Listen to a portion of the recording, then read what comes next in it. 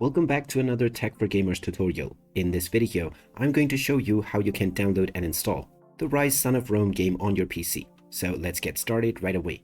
First of all, open up the Steam application, and after you are logged into your account, from the store page, click on the search box. You can now type in Ryse Son of Rome to begin your search. Once you find the game, you can click on it, and now you can check out the trailer as well as the reviews for the game. Scroll down and click on the Add to Cart button alongside your preferred bundle or edition. You can then click on View My Cart to continue towards your payment. Now you can use your Steam Wallet balance or any one of the payment methods from the drop-down menu. Then just enter your credentials, and after you complete the transaction, the game will be added to your library. You can then select your install location to begin the download and installation of the game.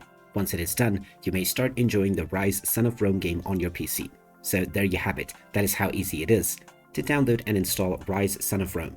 If you find this video helpful, don't forget to hit that like button and subscribe to our channel for more useful tips and tutorials. Thanks for watching, and I will see you again in the next video.